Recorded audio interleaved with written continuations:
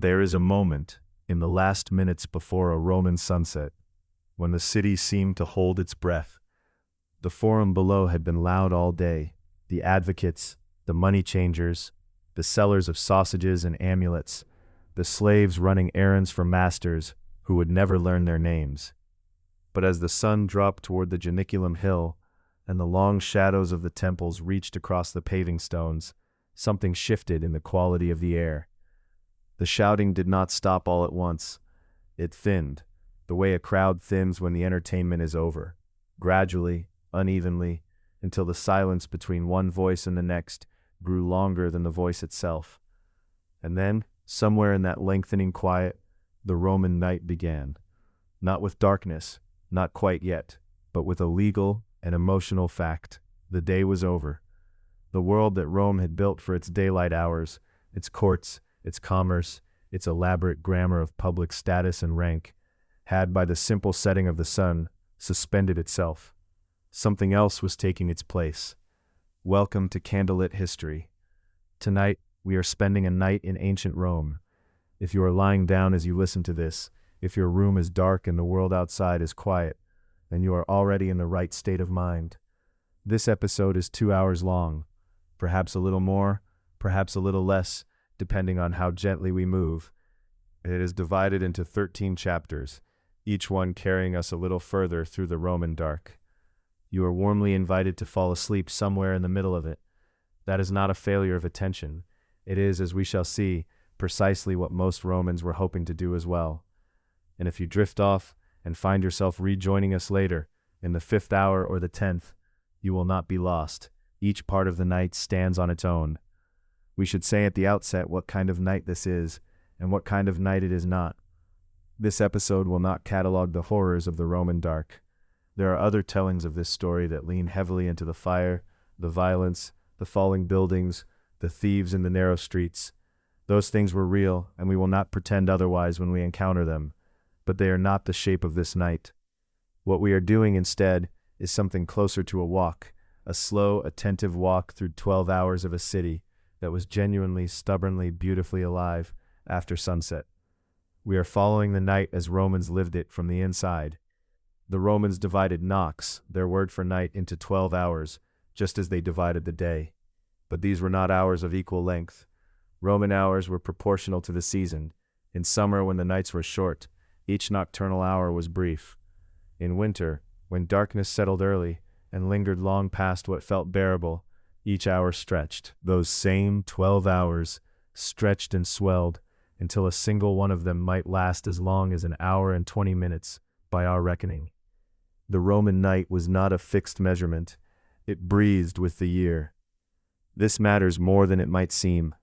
It means that a Roman lying awake in December was lying awake inside something genuinely vast, a night of nearly 15 hours that had its own structure, its own name divisions, its own emotional weather. The scholars who have studied Roman literature on this subject, and the doctoral dissertation from the University of California at Santa Barbara, that forms one of our guides tonight, is among the most careful, argue that Nox was not simply the time when the sun was absent. It was a period Romans understood as emotionally distinct, a time when feelings ran more freely, when the restraints that the daylight world imposed on expression and behavior loosened, when things became possible that the morning would make impossible again. The Roman night had a theory behind it. Romans thought about what the dark did to people, and they were not wrong. But before we get to theory, let us have a sound. Somewhere in the 1st hour of night, perhaps already rolling toward the gate as the last light faded, a cart moves through the Via Sacra. You hear the wheels before you see it, if you see it at all. A low, grinding roar, the iron rims biting into the great black polygons of basalt that pave the road, each stone fitted against the next, in that ancient volcanic puzzle the Romans inherited from older hands and maintained with the practical confidence of a people who expected their roads to outlast them. The sound bounces up the Insulae, the apartment buildings stacked 4, 5, 6 stories on either side, and enters every window that is not shuttered, and some that are. It is not a sudden sound. It does not come and go. It accumulates, joins the sound of a second cart behind and a third and by the time the third hour of night has settled over the city, what Juvenal described in his third satire is simply the world, a constant, penetrating groan rising from the stone below, making the walls vibrate faintly, making sleep for those who had not learned to sleep through it, a negotiation. Juvenal was a satirist, which means we hold him at a slight angle to the literal truth, but the sound he described was real. Iron on basalt is real. The Lex Julia Municipalis, Julius Caesar's law forbidding wheeled vehicles from the city's streets during daylight hours, is documented in inscription. The carts were there, the noise was there, and Juvenal's complaint about sleepless nights in Rome, written somewhere around the years 100 to 130 of the Common Era, is one of the richest testimonies we have to what it felt like to be a living, exhausted, overstimulated person in the greatest city in the ancient world after dark. We will meet 4 such people tonight. The first is Umbricius, the speaking voice of Juvenal's third satire, a composite figure, fictional in name but historically grounded in type, the old Roman of the old school, standing at the Porta Capena at the edge of the city with his wagon already packed, his complaints about Rome still warm on his lips, about to leave for the small town of Cumae and never come back. He is our satirist's witness, irascible and precise, and we will not take everything he says at face value, but we will listen to him. The second is Titus, a name we've chosen because it was common, a freedman serving in the 7th cohort of the Vigiles, Rome's nighttime fire watch, and rough equivalent of a combined fire brigade and night patrol. As we speak, he is finishing his evening meal in the excubatorium of his cohort on the right bank of the Tiber, in what we now call Trastevere, in a building that still exists, buried 8 meters below the modern street, its walls covered in the graffiti of his brothers in arms. The third is a cart driver loading amphorae at the Tiber docks. We will call him Marcus, after one of the most common Roman names, because we do not know his name, and he deserves one. His mules are patient. His back is not what it was. And the fourth is a man we will not name at all, the host of a convivium, a dinner party, whose triclinium lamps have just been trimmed and refilled with oil, whose guests are reclining on their couches, and whose cook is about to bring in the second service. These 4 will carry us through the 12 hours ahead. Before we follow them into the first of those hours, it is worth sitting for a moment longer with that Latin word, nox. It does not translate perfectly into the English night. It never quite did. The scholars who have mapped its appearances across Roman literature, in love poetry and satire and philosophical writing, in the magical texts of the cursed tablets, find in it a word that carried weight the English one does not. Nox was the time of released emotion, of social hierarchies softened at the edges, of danger and of tenderness becoming simultaneously more possible. It was, to borrow a phrase from a modern reading of those ancient sources, a technology of feeling, a time the city had, in effect, designed for feeling things more. Rome's night was about to begin. There is a particular quality to the light at the moment the Roman day ended, and it had nothing to do with a clock. The Romans divided the night into 12 hours, the horae noctis. But those hours were not equal, and they were not fixed. Each one stretched or contracted according to the season, so that the first hour of a summer night was brief and pale, barely time enough to eat a meal, while the first hour of a winter night arrived early and settled in for something much longer, like a guest who knows no one is expecting them elsewhere. The hora prima noctis began at sunset, technically at the moment the sun dropped below the horizon, and in a city of 1 million people, with no single clock audible to all, sunset was announced less by any instrument than by the slow withdrawal of the sky itself. If you were standing on the right bank of the Tiber that evening, you would have seen it first in the color of the Janiculum, the long hill that rises behind Trastevere, catching the last horizontal light, its stone turning from white to amber to a deep reddening ochre, before the shadow of the earth moved up across it, and the ochre cooled to gray. That was the signal, not official, not proclaimed, but legible to every Roman who had ever watched an evening come in, that the day's accounting was done. Across the river the Forum began its slow exhalation. It did not empty all at once. Nothing in Rome worked that way. But in the hora prima noctis, the sounds that had defined the daylight hours, the calls of the money changers at their tables, the arguments of the advocates rehearsing by the rostra, the low continuous bargaining of the market stalls along the edges of the great open space, these began to thin and separate, the way a crowd thins when the event it has gathered for has quietly finished, without anyone declaring it so. The last vendors folded their cloths. The money changers drew the shutters of their stone counters and turned the locks. A few late lawyers were still talking in low voices near the Temple of Saturn, but even they were winding toward the door, and the long blue shadow of the Capitoline crept, slowly and without urgency, up the limestone steps of the Temple of Saturn itself. Steps worn by centuries of feet, steps that would still be standing when everything else we are describing tonight had returned to dust. The Forum went quiet, in the way that only very large open spaces go quiet, not silent exactly, but emptied of its daytime intention. The sounds that remained, a dog, a distant shout, the scrape of a cart being moved, carrying further and meaning less. This was the acoustic threshold the UCSB dissertation on Roman nocturnal life describes with particular care. The Roman night began not with a sudden transformation, but with what we might call a thinning of the familiar register. A draining of purposeful human noise that left the city briefly and somewhat strangely more audible to itself. The incidental sounds, water from a fountain, the settling of a building, the wing beat of a pigeon launching from a cornice, became in that emptied register, briefly sovereign. Then a different set of sounds began to arrive. At the city gates, the Porta Capena to the south, the Porta Esquilina to the east, the great Porta Flimentana down by the river, the carts were gathering. They had been gathering, in fact, since mid-afternoon.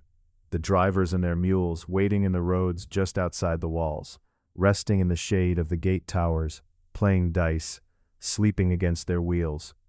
Julius Caesar's Lex Iulia Municipalis had forbidden wheeled freight traffic from the streets of Rome during daylight hours, the law that made Rome's entire supply chain a creature of the night.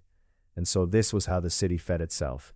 A daily act of collective patience, 1,000 vehicles and their drivers waiting at the threshold for the legal moment of entry. When the first hour of night confirmed itself in the fading of the sky, the wait ended. The gates opened to commerce. The carts began to move. But that grinding advance into the city's interior belongs to a later hour. In the hora prima noctis, they were still at the margins, still waiting, the mules dropping their heads in the cooling air, and the drivers beginning, slowly, to stir. The city was changing in other ways that had nothing to do with sound. In the Insulae along the Aventine, the tall, close-packed tenement blocks, some reaching 5 and 6 stories above the street, their upper floors built of timber and daub above ground-floor brick. Small lights were beginning to appear in windows. The oil lamps of the poor were modest things, a clay saucer, a wick of twisted flax, perhaps a thumb's worth of olive oil, if the household could afford it, tallow fat if they could not. They threw pools of warm orange light, no further than the length of an arm, but multiplied across 1,000 windows, in the descending blue of the first hour, they made the insulae glow from within, each window a small separate announcement of habitation. Below, in the street-level arcades, a different kind of light was kindling. The thermopolia, the hot food counters whose stone serving tables still survive in extraordinary number at Pompeii and Herculaneum, their circular inset jars for keeping food warm still intact, were warming their wares for the evening trade. The bread ovens of the Suburra neighborhood, which baked through the night to have fresh loaves ready before dawn, had begun their firing. The smell of the city, which through the long afternoon had been layered and various, damp stone, the animal smell of the markets, the tang of the fuller's workshop, shifted now toward warmth and grain, toward the yeasty, wood-smoke-threaded smell of bread beginning. Through this first hour, the wealthy were still moving. The great public baths, the thermae that were a defining institution of Roman civic life, had closed at sunset or shortly before, and their patrons were now making their way home through the early dark. This was one of the few nocturnal street scenes in which light was plentiful. A prosperous Roman did not walk home alone at night. He walked with his lanternarii, the torch-bearers, slaves or freedmen who went ahead of the party with raised torches, clearing the pedestrian dark, and just as importantly, making the wealth and social standing of the walker legible to anyone who might be watching. In the hora prima noctis, these small processions of torchlight moved through the streets of the Palatine and the Caelian, bright and purposeful in the new dark. For those without torchbearers, The first hour required more negotiation. On the right bank of the Tiber, in the neighborhood called Trastevere, the 14th of Rome's administrative regions, a building sat that we can still, in a sense, visit today, though to do so requires descending 8 meters below the modern street into a preserved archaeological space that feels, even now, like arriving somewhere time genuinely forgot to reclaim. This was the excubatorium, the watch station of the 7th cohort of the Vigiles. The Turismo Roma heritage record confirms its location, its depth, its remarkable state of preservation. Its walls are covered in graffiti, not the public inscriptions of official Rome, but the private marks of the men who lived and worked there. Names, unit designations, small dedications, the written equivalent of a hand pressed against plaster to say, "I was here." In the first hour of this particular night, inside those same walls, a vigil we will call Titus was eating his evening meal. Titus is a composite figure, constructed from what the excubatorium archaeology, the UCSB dissertation, and the legal and literary record tell us about who the Vigiles actually were. He was almost certainly a freedman.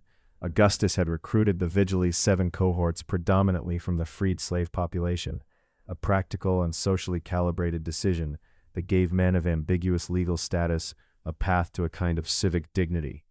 Titus had a bunk in this building. He knew these walls, had probably read the names scratched into the plaster 100 times by lamplight, had perhaps scratched his own name there among them. The room smelled of the meal being shared, of lamp smoke, of the river close by. In the corner of the room, in a small niche in the wall, the lararium held a lamp that burned continuously, a small clay lamp feeding a flame no larger than a fingertip, sufficient to keep the genius excubatori, the guardian spirit of the watchhouse, in the company of light.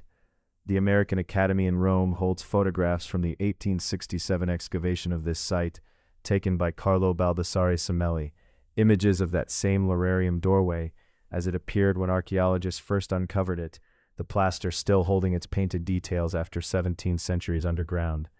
The spirit was still, in some photographic sense, receiving its light. Titus finished his meal, set down the bowl, and listened. From across the river, carried on the cooling air, came the sound of the first carts beginning to move. The second hour of the Roman night had settled fully over the city now, and with it came a darkness that is difficult, perhaps impossible, for the modern mind to reconstruct with any real accuracy. We live, most of us, in a world where darkness is a temporary inconvenience, something that lasts only until a hand finds a switch, and then it is gone. Roman darkness was not like that. It was not the darkness of a power cut, which carries with it the memory of light and the certainty of its return. It was an older, denser thing, a darkness that had been there since the beginning of the world, and that flame interrupted only locally, only briefly, and only at a cost that not everyone could meet. To understand what that cost meant, it helps to begin with the lamp itself, the object that sat at the center of Roman nocturnal life in the way that, say, a hearth or a candle might sit at the center of other eras. The Roman lamp was most commonly made of terracotta, a shallow covered dish with a hole at the top for filling and a nozzle at the front through which the wick protruded. Thousands upon thousands of them survive in museum collections around the world, small, unpretentious objects, often stamped with a maker's mark on the base, sometimes decorated with a relief image, a vine, a gladiator's helmet, the face of a god, on the discus above the oil chamber. The best ones burned olive oil, which gave a relatively clean flame and a warm yellowish light. The cheaper ones burned animal fat, tallow, and the difference was not merely economic. Tallow lamps smelled. The smell of burning animal fat in an enclosed room, on a warm Roman night, with the windows shuttered against the noise of the streets, is not a smell that features in the sanitized imagination of antiquity, but it was a real and constant presence in the lives of the people who could afford nothing better.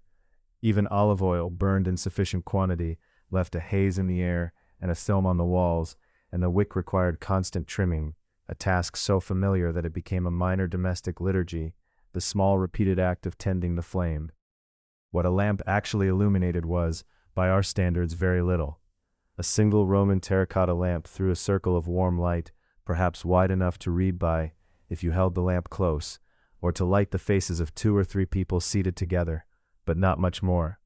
The wealthy compensated for this by multiplying their lights: bronze candelabra holding several lamps at once, iron stands bearing 6 or 8 flames, lanterns of bronze and horn hung from the porticos of their peristyle gardens.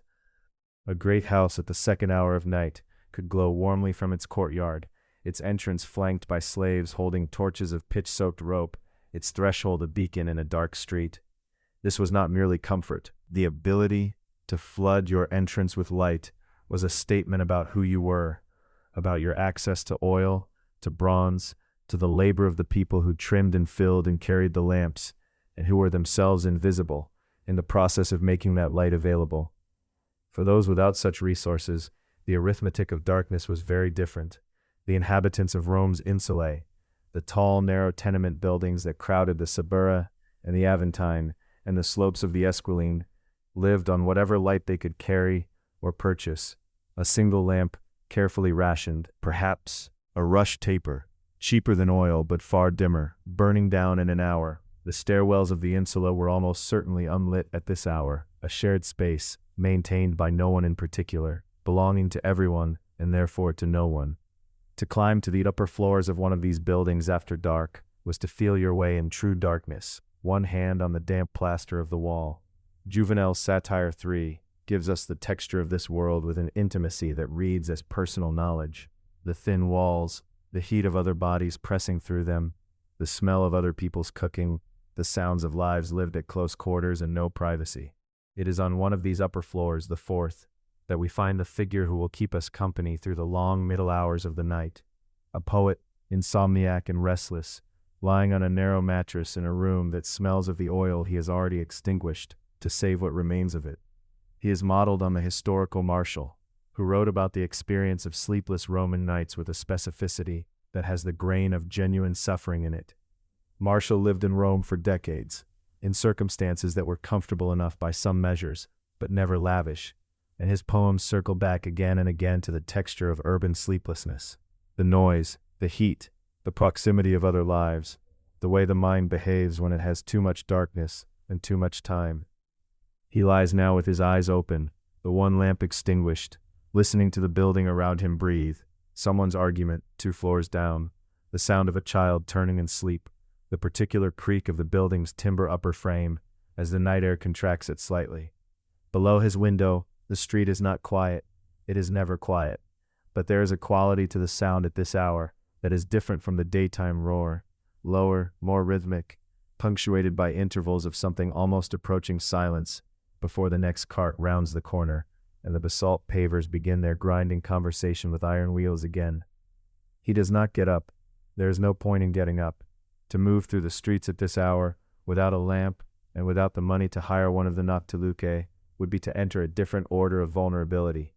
The Noctiluca, the word means literally something that shines in the night, a nightlight, was a lamp carrier for hire, a person, often a slave or a freedman working independently, who could be engaged to walk ahead of you through the dark streets, carrying a torch or a lantern to illuminate the way, and by their presence to signal that you are a person of enough substance to have arranged this small service. The existence of the Noctiluca is confirmed in both legal texts and literary sources. They appear in the kind of incidental references that tell you the thing was ordinary enough to need no introduction, assumed knowledge in a Roman reader's world.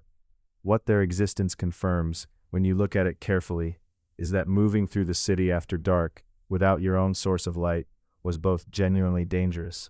The street was uneven, the gutters deep, the overhanging balconies low, and socially marked. To walk in darkness was to walk as someone of no account. The hired lamp carrier was, in one sense, a practical solution to a navigational problem, and in another sense, an extension of the same logic that stationed torch-bearing slaves at wealthy thresholds. Light was identity, light was standing, and its absence announced something about you to everyone who could see. There is a further dimension to the lamp that the Roman literary imagination returned to again and again, and it is worth pausing on because it gives the whole texture of Roman artificial light a quality that goes beyond the merely practical. The UC Santa Barbara dissertation on the social history of Roman night documents how, consistently, Roman literary sources, across poetry, elegy, satire, and philosophical writing, associated the lamp not simply with illumination, but with intimacy, with secrecy, and with heightened feeling. The lamp was a witness. It was present at the things that happened in private, after the doors were shut and the daylight world had been excluded. The Latin elegists, Tibullus, Propertius, Ovid, addressed the lamp directly, invoke it as a confidant, a keeper of secrets, a small domestic deity of the private life. The lamp knew what the sun did not see. In a culture where so much of official life was conducted in full public view, the forum, the basilica, the baths, the lamplight interior was one of the few spaces where the interior life of a person could be said to belong only to themselves. Our poet on the fourth floor understood this, perhaps even without theorizing it. His lamp, when it burned, was his. The darkness around him was not. He lay still and listened to the city, and the city, indifferent as always, went on without him. By the third hour of night, Rome belonged to its carters, not to the poets lying awake above, nor to the Vigiles on their slow circuits, nor to the dinner guests still reclining by lamplight somewhere in the better neighborhoods of the Esquiline. The streets, those narrow, irregular canyons of stone and brick and damp plaster that threaded between the Insulae and the temples and the great public monuments, belonged in the deep practical sense of the word to men like Marcus and to the animals in their harness and to the loads they carried through the dark. Julius Caesar had made it so, and the arrangement had endured for well over a century by the time our night unfolds. The Lex Julia Municipalis, preserved in fragmentary inscription and examined by scholars of Roman urban law, forbade wheeled vehicles in the streets of Rome during the daylight hours, with exceptions narrow enough to be nearly meaningless for most commercial purposes. Construction materials for public works, the carts of the Vestal Virgins, and certain priestly processions, a handful of other ceremonially sanctioned movements. Everything else waited for dark. The grain that had come up the Tiber from the great warehouses at Ostia, the wine from the Alban hills in its sealed amphorae, the olive oil from Spain and North Africa stoppered in terracotta vessels as tall as a man's chest, the timber for the constant repairs and new construction that Rome demanded without cause, all of it moved at night, on iron wheels, over basalt paving stones, through streets barely wide enough in places for two carts to pass one another without a negotiation. Marcus had been at the dock since before the first hour ended. The loading was the slow part. Amphorae of olive oil are heavy, and they must be packed in a way that holds them stable, because a broken amphora is a loss that comes out of the margin, and there is never much margin. His 2 mules waited in a particular patient stillness of working animals that have learned the rhythms of their work, shifting their weight occasionally, their breath rising in soft columns in the cooling air off the river. The Tiber at night carried its own smell, something between mud and cold stone and the faint sweetness of river grass, and it mixed with the smell of the oil and the animal warmth of the mules and the damp wood of the dock pilings into something that Marcus would not have described as pleasant or unpleasant, because it was simply the smell of the beginning of the night's work. He knew the route without thinking about it. That is not a small thing, and it is worth pausing on. To know the route, to carry in the body the memory of every turning, every narrowing, every place where the paving stones had heaved and the wheel had to be angled just so, was a form of expertise that the Roman world did not formally honor, but absolutely depended upon. There was no collegium of carters in the grand sense that there were collegia of merchants or craftsmen with their patron deities and their formal dinners. There were men who drove carts at night, and they drove them because someone had to, and because the city of a million required that they do so without ceasing, and the question of what dignity that work carried and what it did not is one the sources do not answer directly, which is itself a kind of answer. The sound began before the cart had gone 50 feet from the dock. Iron wheel rims on basalt polygonal paving produce a noise that is difficult to describe to ears that have never heard it, because it belongs to a category of sound that the modern world has largely retired. It is not the sound of a wheel rolling smoothly on a prepared surface. The basalt polygons of a Roman street, the celsae, the volcanic stone that the road builders used across the city, were fitted together with extraordinary care, but they were stone against iron, and the contact was continuous and percussive and deep. Juvenal, writing in the first decades of the 2nd century, placed the sound at the very center of his Insomniac's complaint. The passage of the heavy wagon through the narrow winding streets, he wrote, was enough to rob even a sea calf of its sleep. The insomnia of the wealthy, he observed with his characteristic scorn, required at least a house near the road. For the poor in their upper-floor rooms, there was no question of choice. The sound came up through the walls and through the floor and through the thin air between the buildings, and it did not stop, because the carts did not stop, because the city needed what the carts were carrying and would need it again tomorrow night, and every night after that for as long as there was a city to supply. By the third hour, when Marcus and his mules had made their way from the right bank up through the Velabrum toward the foot of the Capitoline, the streets were not empty of other carts. They were dense with them. Dozens, perhaps scores of vehicles, moving simultaneously through the grid and tangle of Roman streets, each producing its own grinding register against the stone, the sounds combining and overlapping and echoing off the walls of the insulae into something that was less a collection of individual noises than a continuous acoustic presence, a low, rolling mineral roar that filled the narrow canyons of the Subura and the Velabrum and the streets around the Tiber markets, and did not diminish, only shifted in texture as one cart passed and another followed. For those lying awake above, this was suffering. Martial, who catalogued the indignities of insomniac Roman life with the precision of a man taking inventory of grievances, returned more than once to the specific torment of the nocturnal freight traffic.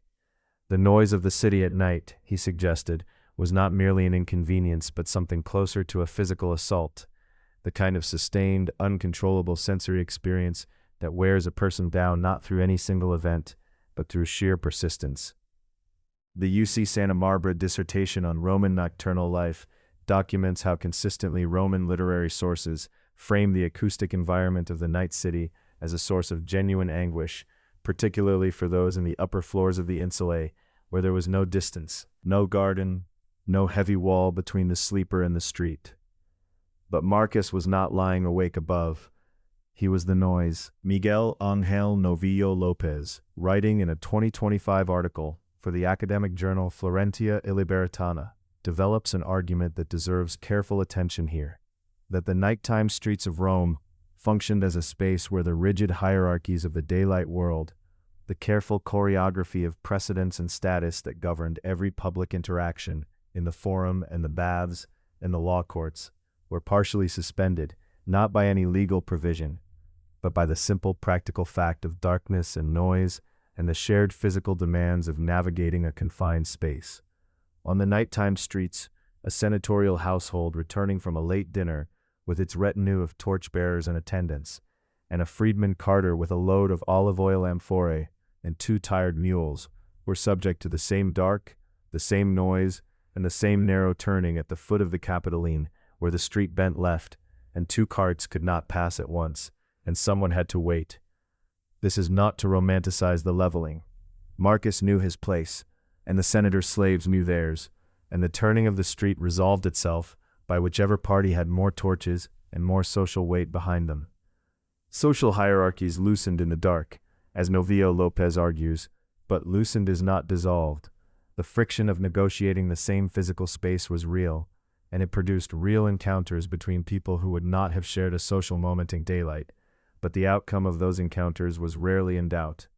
What is more interesting, perhaps, is the original observation that the Lex Iulia Municipalis, designed as a measure of urban management to keep the streets clear for the daytime commerce of citizens, had the unintended structural effect of creating a nocturnal workforce that was necessarily invisible.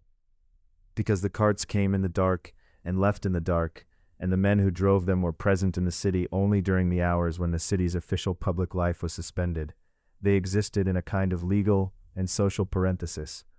The inscriptions and the legal texts and the literary sources notice them primarily as noise, as complaint, as evidence of sleeplessness.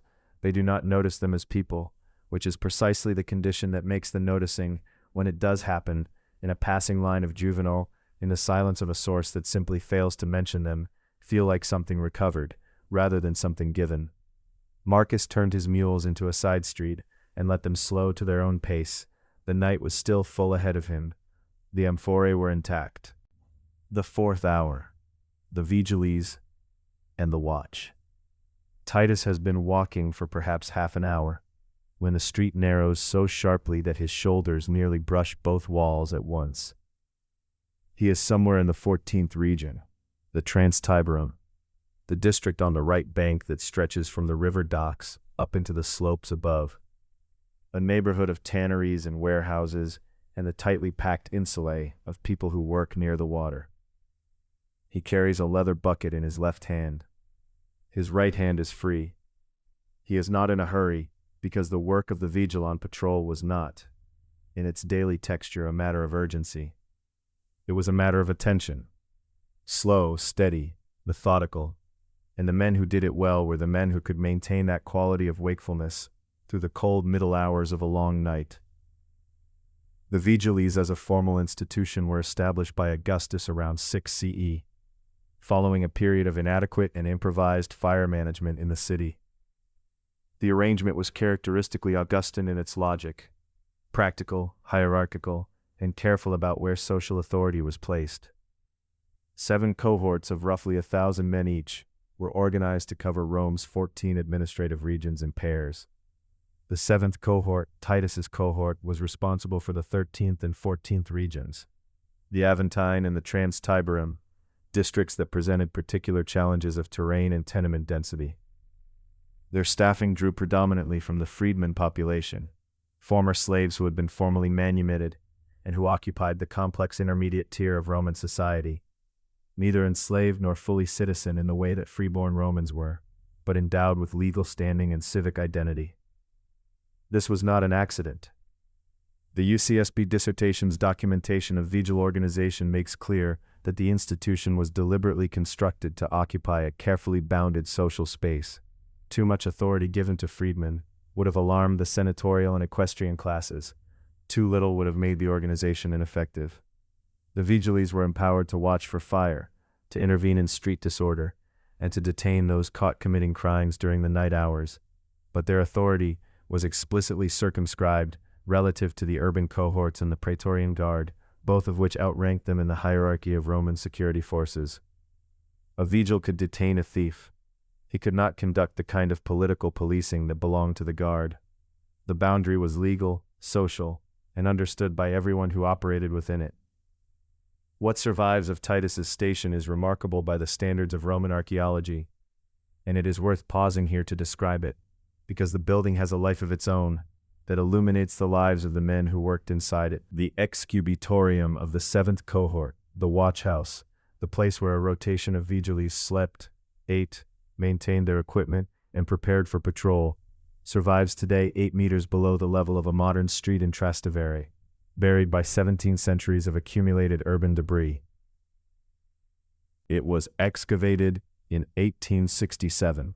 And the American Academy in Rome holds photographic prints made at the time of that excavation by Carlo Baldassare Semelli, whose images of the Lararium doorway, as it appeared in that original dig, are among the more quietly astonishing survivals in Roman archaeological photography. A window into the moment of discovery itself, the plaster still carrying its graffiti, the niche for the shrine still intact, the whole interior emerging into light after so long in the dark. The graffiti are the heart of what the excubitorium gives us. The Turismo Roma documentation of the site identifies them as primary evidence for the organization and daily life of the Vigiles. Names, unit identifications, small dedications, marks that men scratched into the plaster over years of night duty. They are not great literature. They were never intended to be. They are the written equivalent of a man shifting in his chair and saying, to no one in particular, I am here, my name is this, I belong to this cohort, I slept here. Some of the inscriptions record individuals by name, others record unit affiliations that allow scholars to confirm the building's identification beyond doubt. Taken together, they constitute one of the most human documents to survive from the Roman world, not public, not official, not intended for posterity, but simply present, the way a person is present in a room they have occupied long enough to make their mark on it. The Lararium in the excubitorium was dedicated to the genius excubatori, the guardian spirit of the watchhouse itself, not of a particular man or family, but of the station as a collective entity. This is a detail that rewards attention. The Vigiles, like any Roman collegium, Any formal association of men organized around a shared purpose maintained their own religious identity as a group. The genius was the animating spirit of the male line in traditional Roman domestic religion, and by extension, the animating spirit of any organized body of men. To maintain a lararium dedicated to the genius excubatory was to assert that the watchhouse was, in a real spiritual sense, alive, that it had its own protective presence, distinct from the city's great temples and from the household shrines of the individual men who slept there. A lamp burned in a niche. We know from the photographic record of the 1867 excavation that the lararium doorway was carefully rendered in plaster, given a visual dignity appropriate to its purpose. The men who scratched their names into the walls around it were participating in the same act of collective belonging. This place is ours, and we have marked it accordingly. Out on the street, Titus moves with the particular quality of attention that comes from knowing an area well. The 14th region at this hour is not empty. The carts are still moving in the wider streets toward the river docks, and the sound of iron wheels on basalt carries from 2 streets over. But the narrow lanes between the insulae are quieter than they were an hour ago. He looks up at the windows. The fires to be afraid of were not usually dramatic at their beginning. There were a lamp too close to a linen curtain, a brazier left unattended, an oven whose heat had worked its way into a wooden beam over years of small increments, until one night the cumulative heat became a flame. The Vigile's primary tool in the early stages of a fire was the leather bucket, the centones, fire-smothering blankets, and the hand pumps that were kept at the station. Their legal powers in a fire emergency extended, according to references preserved in later Digest-era legal texts, to breaking down doors and commandeering private property. The law understood that fire did not wait. But fire was not the only thing Titus watched for.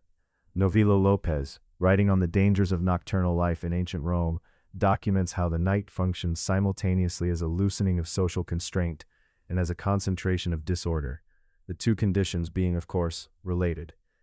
A street argument between neighbors in an insula, the kind of quarrel that in daylight hours would be conducted under the moderating gaze of witnesses and passers-by, had a different quality at the 4th hour of night, when the street was nearly empty, and the participants had had several hours to work themselves toward heat. Titus had the authority to intervene in such things. What he could not do, what the law was careful to preserve as the prerogative of higher forces, was the kind of arrest and interrogation that implied political rather than civic significance. The vigil was a man of the streets, and the streets were his jurisdiction and his limit both. There is an original observation to be made here about what the institution of the vigils reveals about the Augustan social imagination, one that the sources do not state directly, but that their combined evidence makes visible. Augustus staffed his night watch predominantly with freedmen, because freedmen were available, numerous and socially positioned to inhabit the nighttime city without disturbing the hierarchies of the daytime one. The logic was similar to the logic that had produced the nighttime carters of the previous hour. The people who managed the city in the dark were, almost by structural design, the people whose daylight social position was least fixed. And yet the excubatorium graffiti insist on something that the administrative logic does not fully capture. The men who scratched their names into that plaster were not merely performing a social function assigned to them by the Augustan state. They were building an identity, cohort, unit, name, place, that was theirs, that they had made, that they tended with lamps and offerings and the patient accumulation of individual marks. The genius of the watchhouse was real to them. The brotherhood of the night patrol was real to them. The leather bucket was real to them. Titus reaches the end of the lane and turns back toward the river. The water is visible between 2 buildings as a dark shine, reflecting nothing in particular.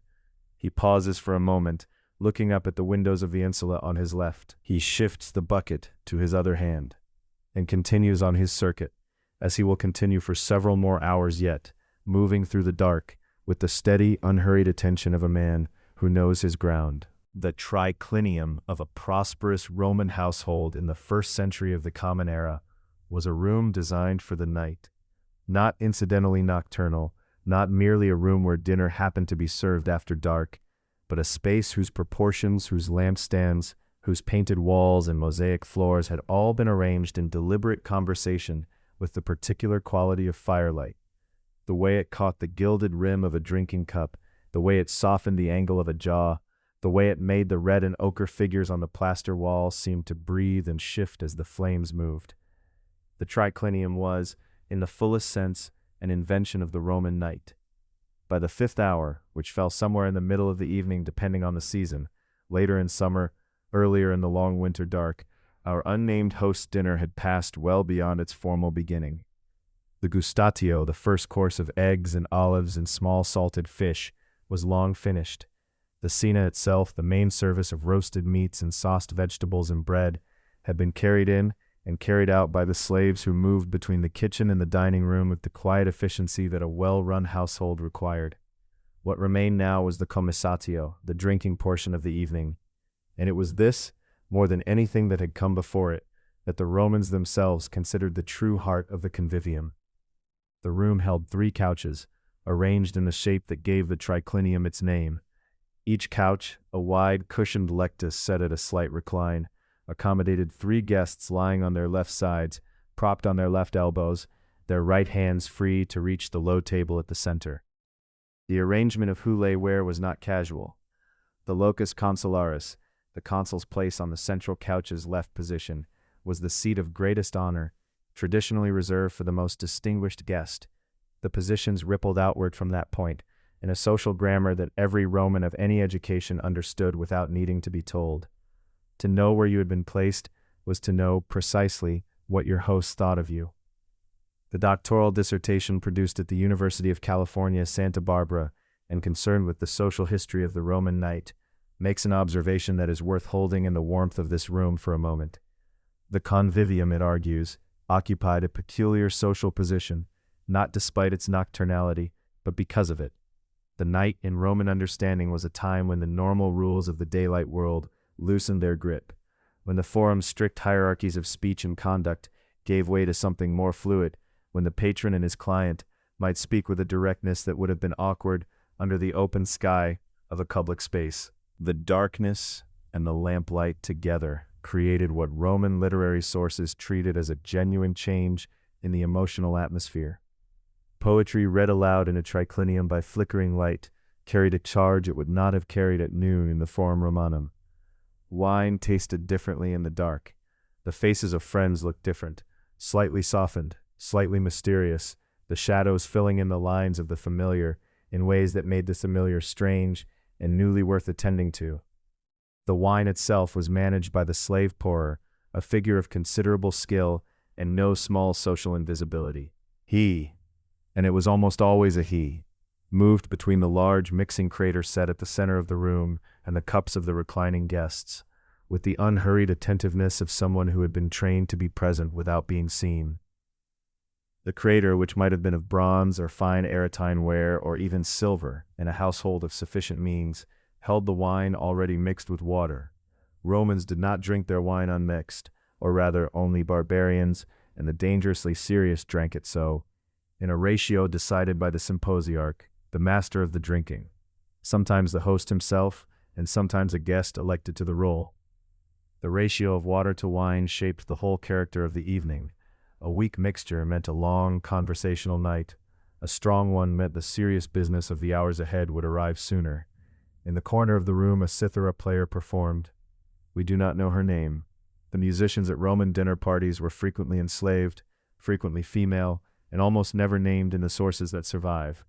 But her presence is attested broadly enough, in Horace, in Martial, in the archaeological evidence for musical instruments recovered from first-century contexts, that we can hear her without difficulty. The cithara was a stringed instrument held upright against the body, its sound warm and carrying, not so loud as to prevent conversation, but present enough to fill the silences between exchanges and give the room a continuous undertone of melody. She would have played from memory, from a repertoire learned over years, and she would have adjusted her tempo and her volume to the mood of the room as the evening progressed, slower and quieter as the wine deepened, livelier if the host wanted dancing, and yet for all its warmth, the convivium was not innocent of the hierarchies it temporarily softened. Juvenal, whose satirical eye missed nothing and forgave very little, gives us the dark reflection of this world in passages that the dissertation cites for their documentary value alongside their satirical one. The host of Juvenal's imagining serves different wine to different couches, the good Falernian for himself and his intimate guests, the rougher stuff for the freedman seated nearer the door, a gradation of quality mapped precisely onto a gradation of social position. The slave who pours never sits. The musician in the corner plays on regardless. The warmth of the room was real, and the hierarchy encoded into the room was also real, and the Romans who lay on those 3 couches inhabited both facts simultaneously without apparent difficulty, because the convivium had always been this: community and performance of community at once, genuine feeling and calculated display so thoroughly intertwined that to try to separate them would have seemed, to anyone reclining there, beside the point. What the sources do not say directly, but what the weight of evidence invites us to consider, is that this dual nature was not a flaw in the institution, but its essential function. The convivium worked precisely because it was a managed suspension of the daylight order rather than a true abolition of it.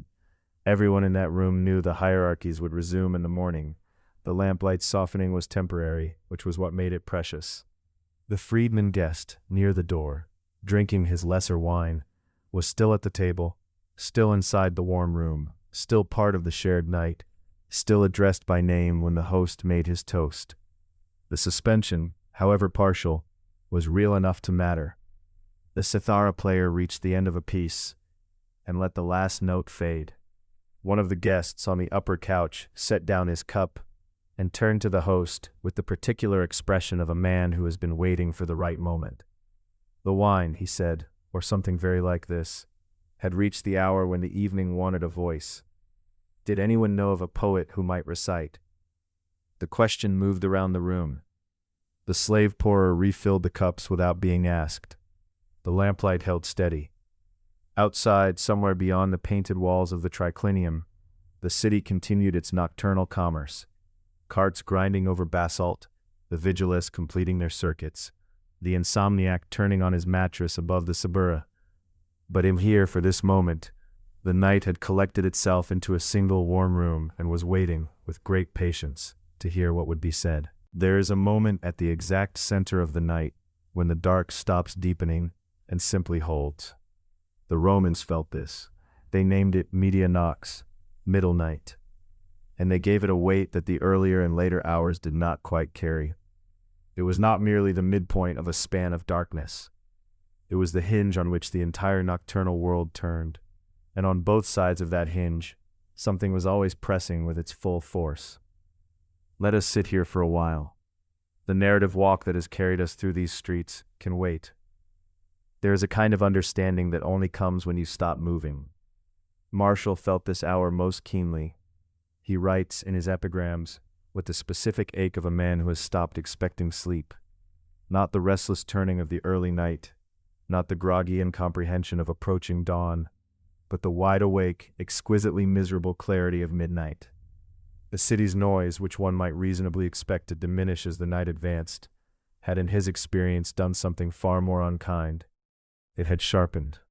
The cartwheels on the basalt of the Sabora were no less loud at the 6th hour than at the 3rd, and in the strange acoustic of deep night, when the human voices had thinned and the competing layers of daytime sound had been stripped away, each individual grinding impact of iron rim on stone polygon arrived with a precision that felt almost personal. Juvenal's Ambricius, cataloging the 1,000 perils of the Roman night in his great third satire, locates his most acute suffering not at the fringes of the dark, but at its center. The sleepless man, Juvenal tells us, lies in the heat of his upper room, while the city performs its endless commerce below, and the suffering is not dull. It is acute, attentive, involuntary. Midnight for the insomniac poet was the hour of maximum wakefulness, and maximum wakefulness in an insula on the Aventine meant maximum exposure to everything the city was doing without him. For Titus, the freedman vigile of the 7th cohort, still walking his circuits in the 14th region across the Tiber, midnight meant something more immediate. The dissertation research conducted at UC Santa Barbara on nocturnal social patterns in Rome documents that serious incidents, the altercations that went beyond a shove in a doorway, the moments when the night's accumulated wine and grievance boiled over into something requiring intervention, were concentrated disproportionately in the middle hours of darkness. The reasoning is not difficult to follow. The first hours of the night carried their own restraint. Social performance was still operating. The initial energy of departure from the convivium was still purposeful. The drinkers still broadly knew what they were doing. Exhaustion and cold had thinned the streets of those who had no compelling reason to remain. But at midnight, the night was at its most inhabited and its most unguarded simultaneously. Those who were still abroad at this hour had typically been abroad for several hours, drinking or working or moving through the city for long enough that whatever governed their behavior in lamplighting company had begun to erode. Titus knew this. His hand on his patrol would rest slightly differently, his attention slightly more forward. In these middle hours, the leather bucket swinging at his side was the mark of his official purpose. Firewatch, first and always. But the UCSB dissertation's analysis makes clear that Vigiles encountered human disorder alongside structural danger, and midnight was where both clustered. For Marcus the carter, this same hour was simply the peak of his working day. The streets at the 6th hour held more freight-moving traffic than any other window of the night. Those who had loaded and departed at sunset were now deep in their deliveries. Those with shorter routes had returned and departed again. And the great tributaries of commerce that fed Rome's daytime markets were all flowing at once toward their destinations. The Via Sacra, the Velabrum, the streets climbing toward the Caelian and the Esquiline, all of them rang with the specific music that Juvenal described and that no Roman above the ground floor of an insula could escape.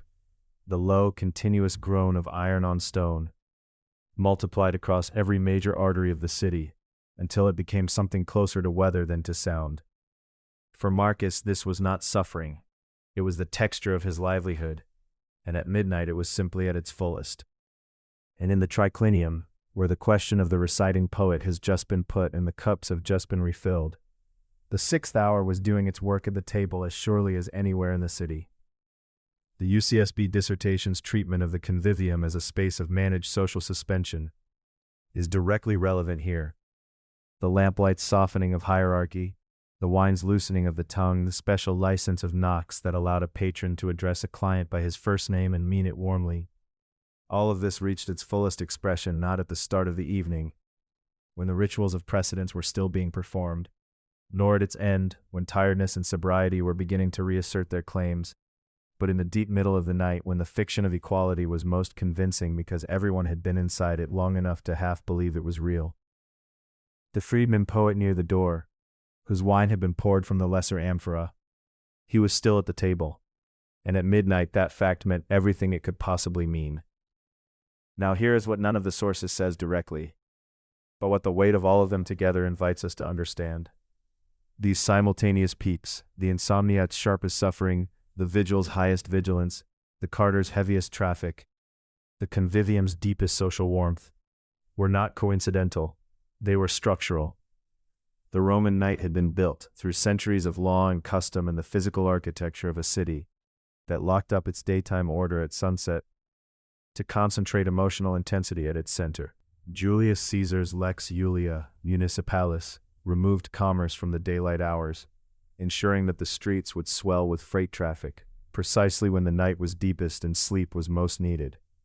The convention of the extended Convivium, which could run from late afternoon to the small hours, ensured that the wine had done its fullest work exactly when the city outside was at its most crowded and dangerous. The Vigile patrol system, running through the whole of the night, placed its human observers at the peak of their alertness, in the same hours when the people they watched were at the peak of their recklessness. They were the shape of a night that had been designed, not by any single mind, but by the accumulated logic of Roman law, Roman social custom, and Roman urban form, to bring everything to a head at once. Knox, this argument asks us to consider, was not merely the backdrop against which Romans lived their nocturnal lives. It was a technology. It was the city's instrument for accessing emotional states that the regulated, hierarchical, performative daylight world deliberately suppressed. The grief that could not be shown in the forum, the tenderness that the public self could not afford, the fear that a Roman man of standing was not permitted to express at noon, all of these became available in the dark, and they became most available at the dark's exact center. And into this moment, at midnight, the third register sounded as well. The conference paper on nocturnal threats in ancient Rome documents how Roman literary and religious sources consistently framed the deep night as the hour of thinning boundaries, when the membrane between the world of the living and the world of the dead grew most permeable.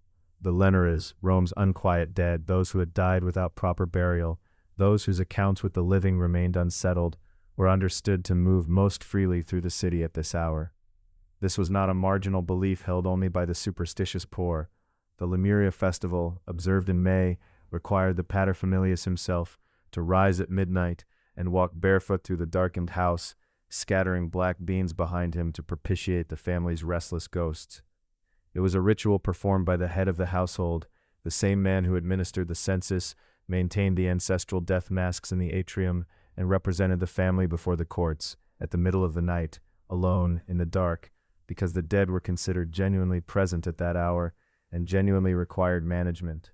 What this means, set beside everything else the midnight hour was doing, is that the Romans lived inside a structure in which the physical world, the social world, and the spiritual world all reached their maximum nocturnal intensity at the same moment.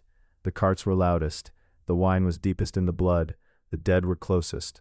The streets were most dangerous, the hierarchies were most suspended, the boundary between the city of the living and whatever lay beneath it was at its thinnest, all three simultaneously, every night, at the 6th hour. Nox was not the absence of day, it was Rome's other city, the one that the daytime city required in order to function, that it had shaped by law and custom to do the emotional and commercial and spiritual work that daylight could not accommodate, and at midnight, all of that work was happening at once. In the streets outside, Marcus guided his mules around the tight bend at the foot of the Capitoline. Titus walked his circuit along the river. The poet on the 4th floor stared at the ceiling and listened to everything. The night had reached its center and was holding it, as it always did, with a patience that felt almost deliberate. The night had reached its center and was holding it, and it was at precisely this hour, the 7th of the Roman night, that the city's relationship with darkness became something more than physical. The carts still moved, the vigil still walked, the poet still lay awake on his narrow mattress. But in the belief of most Romans, the streets were no longer occupied only by the living. Let us be clear about what we are doing in this chapter. The lemures, the strix, the midnight rituals performed in bare feet across cold stone floors.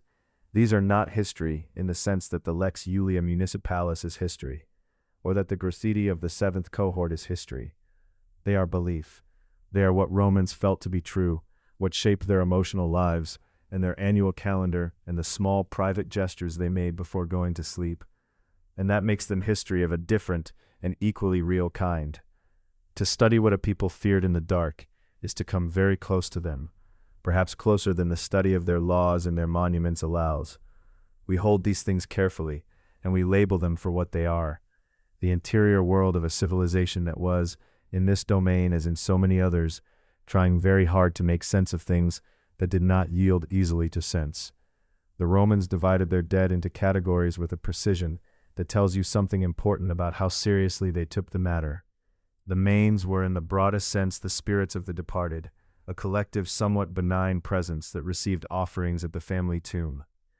The lares were the protective ancestral spirits of the household, to whom the lararium in every home was dedicated, the small lamp kept burning. But the lemures were something else. The lemures were the restless ones. They were the dead who had not received proper burial, or who had died violently, or who had left the world with unfinished grievances attached to them like weights. They were, in the framing of the conference paper on nocturnal threats, the dark counter-image of the protective household dead, the same energies turned sour by circumstance. Ovid, writing in the Fasti, his poetic guide to the Roman religious calendar, gives us the most detailed account we have of the Lemuria festival. It fell across 3 nights in May, the 9th, the 11th, and the 13th, and it was observed not in a temple or a public space, but in the home, in the dark, by the paterfamilias alone.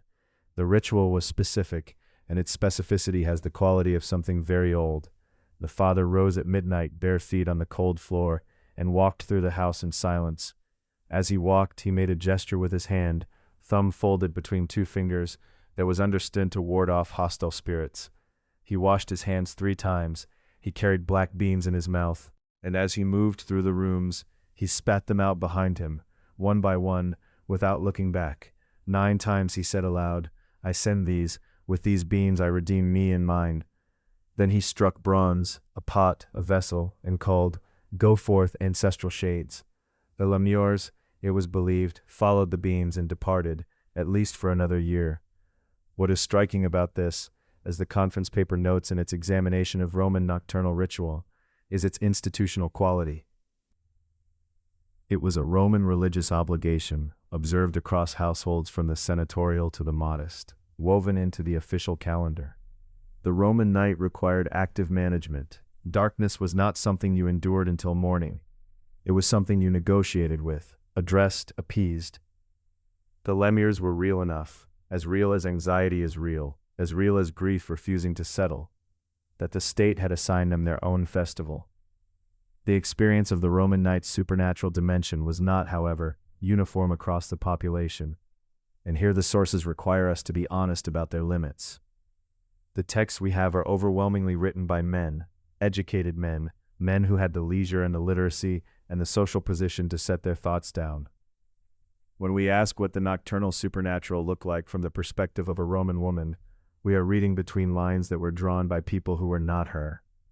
What we can say is this: the rites associated with Bona Dea, the good goddess, whose identity was carefully guarded from male knowledge, were performed at night by women in the house of a senior Roman magistrate in early December. Plutarch records that fires were extinguished and replaced with lamplight only, that wine was brought in under a different name, called milk, that no male presence of any kind was permitted, not even a male animal. What happened in those rooms at that hour has been a subject of curiosity and speculation for 2,000 years. Scholarship remains genuinely uncertain. What is not uncertain is that the night was the chosen time, that darkness was understood to belong to this ritual in some essential way. More accessible to the historian because they survive in material form are the defecciones, the curse tablets. Hundreds have been recovered from across the Roman world, thin sheets of lead, inscribed with names and intentions, bent and folded and deposited in wells, graves, temple precincts. Many specify that the spell is to be performed at night, or invoke nocturnal powers. Hecate, the triple goddess of crossroads and darkness, was among the most frequently called upon. The tablets, preserved now in museum collections including the British Museum, are the material record of a very human desire to have some power over a world that felt, particularly in the dark, ungovernable. They were made by men and women both. They name enemies, unfaithful lovers, business rivals, the person who stole a cloak from the baths. And then there was the Strix. The Strix was a creature, or the fear of a creature, that appears in Ovid, in Pliny the Elder, in later Roman sources, a bird of the night, associated with witchcraft and with harm to children, described as crying out in the dark with an unpleasant and ill-omened sound. Whether the Strix was understood as literally a bird, or as a witch who had taken the shape of a bird, or as something less definable than either, the sources differ, and scholars acknowledge the ambiguity. What is clear is that the Strix inhabited the mental landscape of the Roman night as a figure of nocturnal threat, the animating fear behind drawn shutters and small protective amulets worn by infants. Here perhaps is where we can offer a small synthesis that the sources themselves do not quite make explicit. The lemures, the Bona Dea, the curse tablets, the Strix, these were not separate anxieties loosely connected by the fact of their darkness. They were expressions of a single, coherent Roman understanding that the night was the time when everything that daylight suppressed returned. The dead who had been properly mourned and settled stayed settled, in daylight, in form. The social contracts that held relationships in place held, mostly in daylight. But at night, at the 7th hour, at the center of the dark, the suppressed became present again. The lemures were, in this reading, not merely supernatural figures. They were the image of everything unresolved that the living carried with them. The unmourned grief, the unpaid obligation, the relationship that had ended badly. The Romans gave their unresolved nights a name and a festival, and a ritual of black beans spat into the dark. That strikes me as a very human thing to have done. The city outside continued its business. The carts turned their slow circuits. Titus walked the riverbank. The poets stared upward.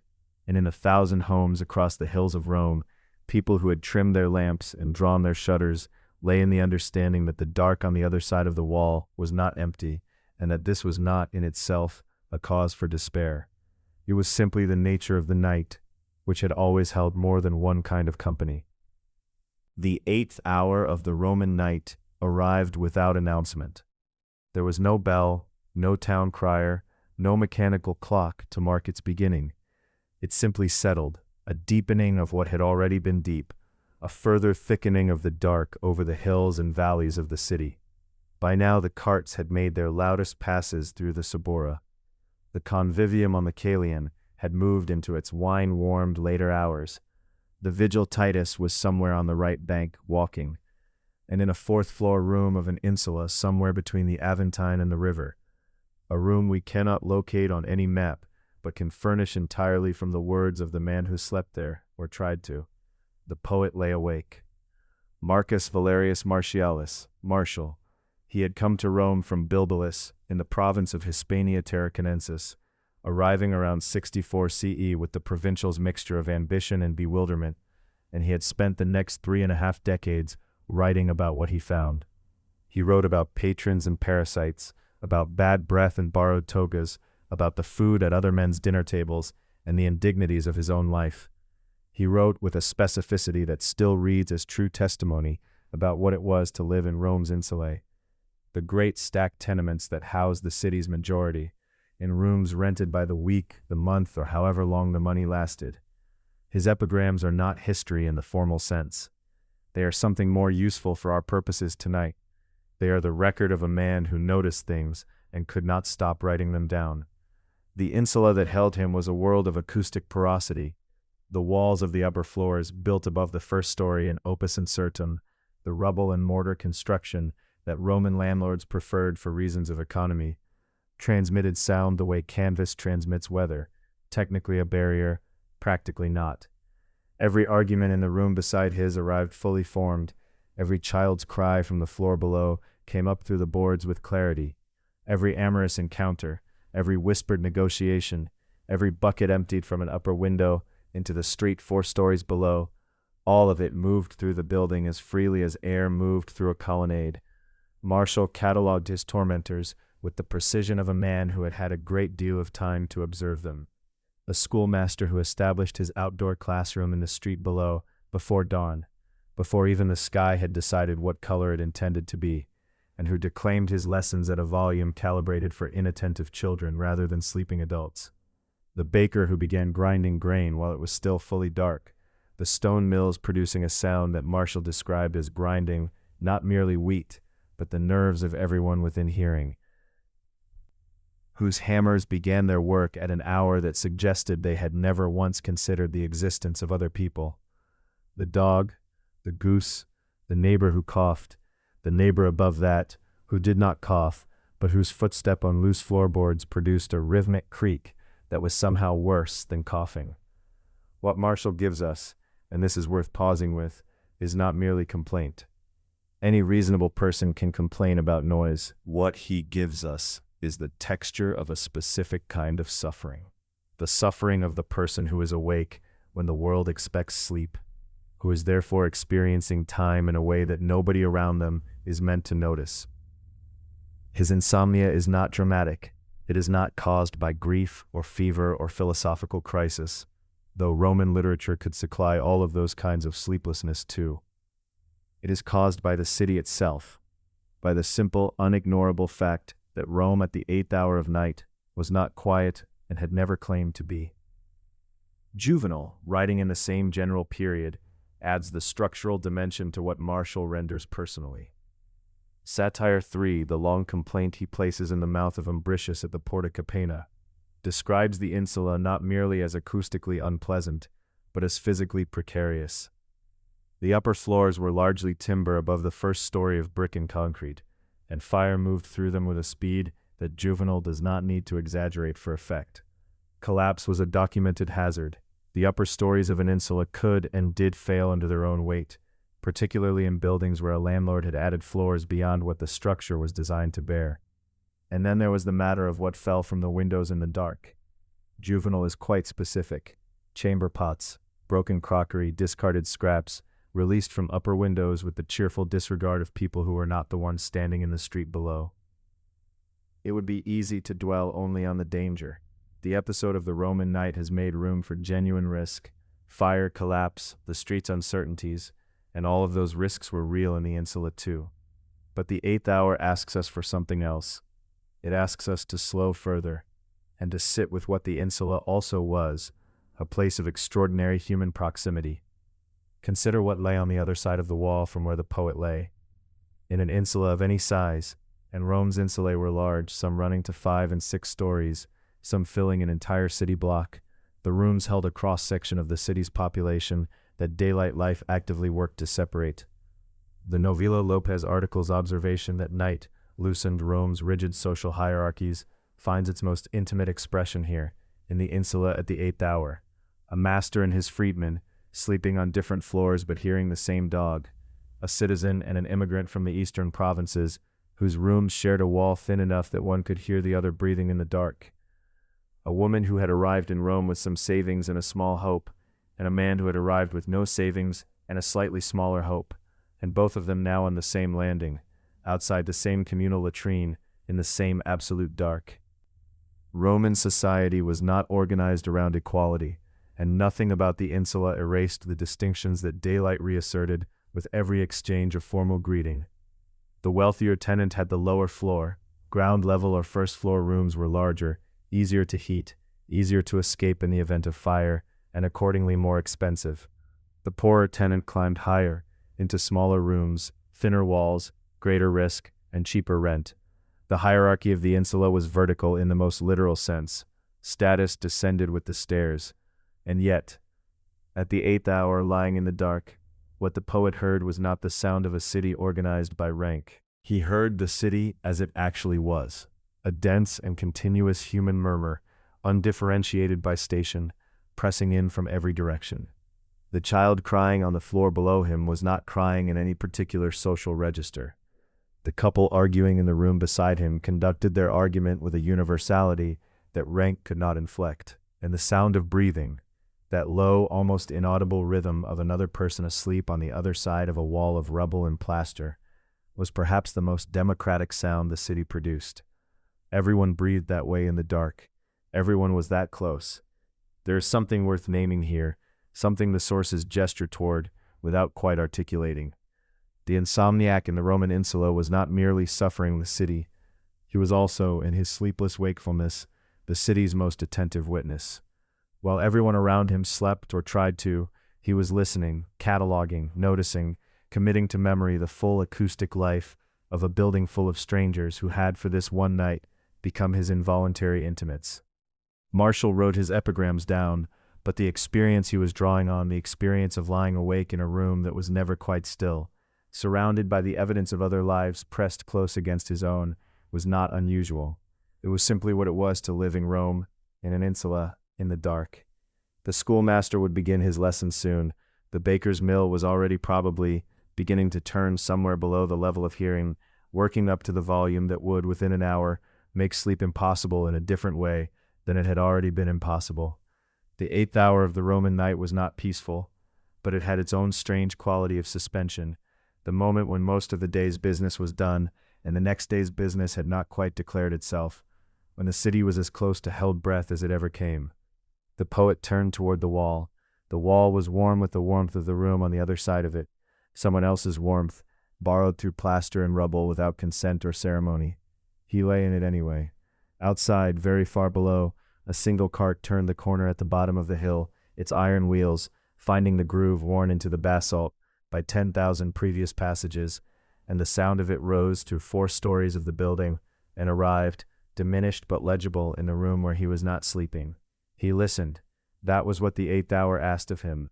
He listened, and the city answered, as it always did, with everything it had. There is a particular quality to the 9th hour of a Roman night that the earlier hours do not quite possess.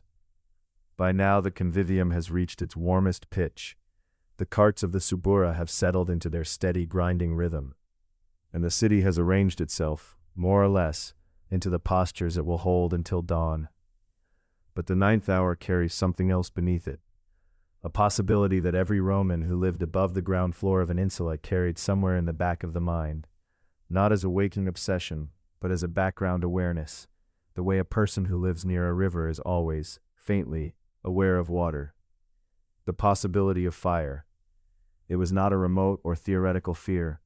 Pliny the Elder, writing in the 1st century CE, observed that fires in Rome were events of such regularity that the city's very organization had to account for them as permanent conditions rather than extraordinary disasters.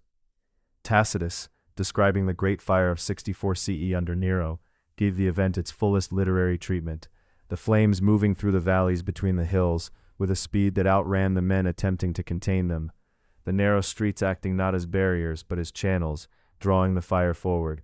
But even Tacitus, for all the scale of his account, was describing something that Romans understood as a difference of magnitude rather than of kind. The city burned, in large ways and small, with a frequency that no Roman of the 1st century CE would have found surprising. The structural reasons were not difficult to identify, and Juvenal identified them without hesitation. The great insulae of Rome, the multi-story tenements that housed the majority of the urban population, were built on a principle of diminishing solidity as they rose. The ground floor and the first story above it were commonly of brick and concrete, heavy, slow to catch, capable of surviving what the upper floors could not. Above those solid lower courses, the builders of Rome's insulae made their economies in timber and daub, in lighter partition walls, in materials that were cheaper and faster, and, under the right conditions, in the presence of an overturned lamp or an unattended brazier on a cold night, combustible. Juvenal's Umbricius states it directly. By the time the alarm has reached the man asleep on the 3rd floor, the floor below him is already engaged. The building's own structure was the ladder by which fire climbed. Consider what that alarm looked like in the ordinary course of a Roman night. Not the great conflagration of 64 CE, which was exceptional in its scale even by Roman standards, but the smaller fire, the fire in an insula on the Aventine slope, beginning in a ground floor shop where a lamp had been left burning too close to a stack of cloth or timber. A smell of smoke first, drifting upward through the stairwell. Then a shout, a single voice from somewhere above the street, cut through the ambient noise of the night, and then other voices taking it up, and the sound of bare feet on stone stairs, and the opening of shutters, and the people of the building beginning to understand that the thing they had been quietly afraid of had arrived. Below, in the street, the response was immediate and practical, because it had to be. Neighbors formed bucket chains without being asked, passing whatever vessels came to hand between the nearest fountain and the fire's edge. The domestic, improvised side of a Roman firefighting tradition that went back centuries before Augustus formalized it. But the professional response was also coming. Somewhere in the tangle of streets between the Aventine and the Tiber, or in the region the 7th cohort watched on the right bank, a vigil on patrol had already seen the glow, or heard the alarm relayed along the street, and had begun to move. Our freedman Titus, still walking his circuit in the 14th region in this 9th hour, was carrying what the Digest-era legal texts and the archaeology of the Trastevere excubatorium together describe as the standard equipment of his station.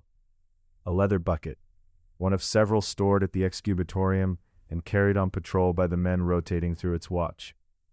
And access through the station to the centones, the heavy felted woolen blankets used to smother flames rather than douse them, particularly useful in the upper stories where bucket chain water could not reliably reach.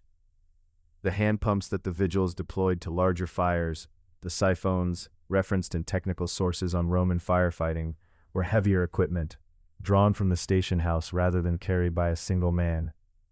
The Vigiles, Augustus had established around 6 CE, were not soldiers in the full sense.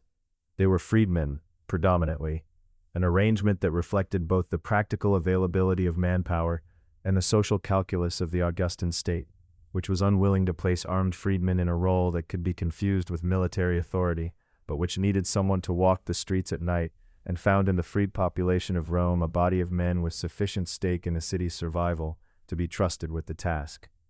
7 cohorts, each responsible for 2 of Rome's 14 administrative regions.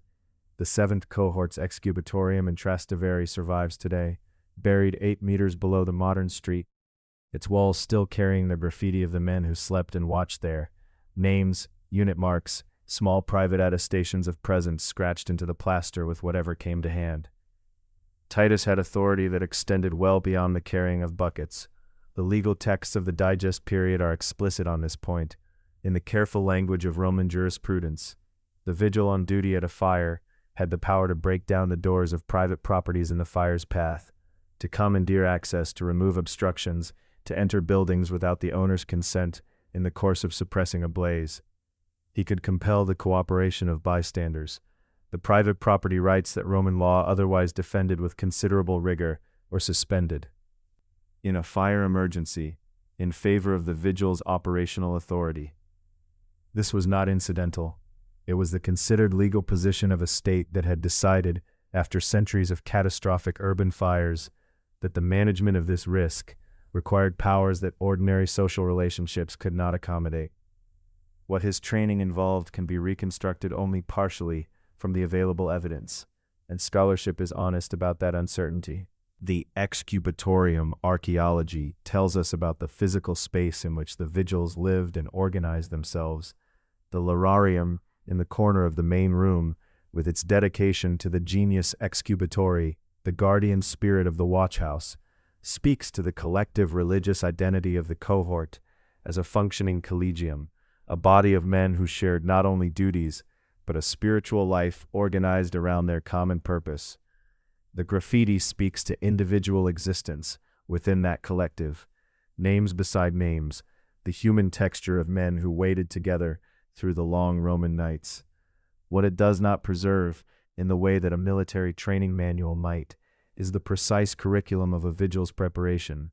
We know what they carried, we know what they were empowered to do. We can infer, from the coherence of their operations across the city's long history, that preparation existed and was systematic. The details belong to the category of things the ancient world simply did not think to record in a form that survived. What the ancient world did record, and this is worth dwelling on in the quiet of this ninth hour, is the emotional architecture that surrounded fire. The UCSB dissertation's argument about nocturnal fear, divided by class, finds one of its clearest expressions here. The wealthy Roman who lay awake in a well-built domus on the Palatine was afraid of fire in the way that a man who lives at the top of a hill is afraid of floods. Theoretically, with some reason, but without the physical immediacy that belongs to the man on the valley floor. The Insula dweller of the upper stories, Juvenal's Ambricius, Martial's Insomniac poet, lived with fire as a proximity, a neighbor on the other side of a thin wooden floor. The fear was not irrational. It was the appropriate response to the structural facts of the building in which they slept. Titus did not have the luxury of either response. He could not afford the wealthy man's distance because his route ran through the very streets where the danger concentrated. Nor could he afford the Insula dweller's private dread because the city had designated him as the person who would act. The vigil did not lie awake afraid of fire. He walked toward it. This is, perhaps, the quietest kind of courage, not the courage that announces itself, but the courage that is simply the job, the leather bucket in the hand, the patrol continuing through the ninth hour as through all the others, the city's greatest nocturnal fear made manageable by the existence of men who were paid, modestly, in the coin of exemption and small civic privilege, to be awake and moving when the rest of Rome hoped it could sleep. Chapter 11. The 10th and 11th hours. The Convivium ends, the streets empty. Somewhere in the 10th hour of a Roman night, which is to say, somewhere in the deep and narrowing corridor of time between what we might call 2 and 4 in the morning, depending on the season, our host rises from his couch. It is a gesture that everyone in the triclinium understands without being told. The symposiarch, the master of the evening's drinking, has held his role all night, setting the proportions of wine to water, calling for the songs, and now at last performing the final office that falls to him. A cup of unmixed wine, neat, uncut, the kind that Romans reserve for the gods alone, is poured out in a slow libation to Mercury. Not Mercury the messenger of the daylight errand, but Mercury in his older, stranger capacity, the god who presides over thresholds and transitions, who conducts souls between worlds, who governs the hour when one kind of time gives way to another. The UCSB dissertation on Rome's nocturnal life notes that the Romans were careful and formal about these liminal moments. that the boundary between the night and the returning day carried the same ritual weight as the boundary between sleep and waking, between life and death. Mercury stood at all of them. The libation to him at the evening's end was not ceremony for its own sake. It was acknowledgment. The guests begin to gather themselves. Sandals are located. Cloaks, which were removed on entering and folded by attending slaves near the doorway, are now returned to their owners. The lamps that have burned in their niches all evening, the good lamps, the ones with expensive vinafrin oil that gave a cleaner, steadier light, are now carried by slaves to the threshold, tilted outward to illuminate the street. For a moment, the doorway of the house holds a warm rectangle of light in the face of the Roman dark. And then, the guests step through it. Juvenal, whose third satire we have had reason to visit many times in this long night, provides what is perhaps the most vivid account in all of Latin literature of what that transition felt like for the solitary guest making his way home through the late Roman streets. He does not, it must be said, make it sound appealing, walking home alone after a dinner party, without the protection of a torchbearer, without the social armor of a retinue, was in Juvenal's telling to run a gauntlet of accumulated Roman misery, the bucket emptied from a window above, the footstep behind you that might be nothing or might be something, the drunken youth who had been insulting strangers since his own dinner ended hours earlier and who has now worked his way around to your particular street. Juvenal's Umbricius puts it with characteristic sharpness. The Roman night, for the man without wealth, was a sequence of small humiliations and lurking threats, punctuated by the possibility of genuine violence. All the scholarly anxiety that accumulates in the literature around the Roman night, the Novillo Lopez article's framing of darkness as a space where social order simultaneously relaxed and endangered, is distilled into this figure of the solitary homeward walker who must calculate, at every corner, who else is awake and why. But we should also note what Juvenal does not say, because it matters. For the guests leaving our host triclinium, the torchbearers are already forming up. The important guests, the ones of senatorial rank or with well-known names, will not be walking alone. 2 or 4 slaves with torches move to the front and the flanks, and the small procession sets off into the street with the unhurried confidence that comes from belonging, in every obvious visual sense, to the protected class. The torchlight falls on the paving stones ahead of them, on the painted walls of the ground floor shops and the peeling plaster above, on the cats, and we will come to the cats, sitting quite still in the doorways of the Insulae. The streets are different now. Even a listener who has never stood in a Roman street can perhaps imagine the difference, because there is a quality to a city in its final thinning that is recognizable across every era. The carts are going home. Marcus, our cart driver of the Tiber docks, has been working since the first hour of night. His mules know the return route the way that tired animals know all routes they have walked 1,000 times. Not consciously, but in the body, in the set of the head, and the rhythm of the hooves. The amphorae that filled his cart on the outward journey are delivered, dispersed into the storerooms and cellars of the city. The cart is light now, which means it rattles differently, and the iron rims on the basalt paving make a slightly higher, emptier sound than they did under the full load. Marcus, sitting on the bench, with the reins loose in his hands, is not thinking about sound. He is thinking about nothing in particular, which is one of the privileges of the approaching end of a shift. All across the city, the same return is underway. The great nocturnal commerce that Juvenal described as the principal source of his insomnia, the 1,000 wagons thundering through narrow streets, the cursing of the mule drivers, the grinding that penetrated every floor of every insula, is in its final movement. Not ended, not yet, but thinning. The acoustic world of Rome in its 10th and 11th hours had a specific quality that we can reason toward even if no Roman writer described it directly. Louder than the silence that never quite arrived, but quieter than midnight had been, a reduced and somewhat hollowed version of the full nocturnal roar. What remained was not peace, but its precursor. The bird-song had not yet begun. That would come in the 12th hour, with the first graying of the sky over the Palatine, and so the city existed in a kind of acoustic in-between, neither the full presence of the working night, nor the tentative announcement of the coming day. This is the closest Rome ever came to silence.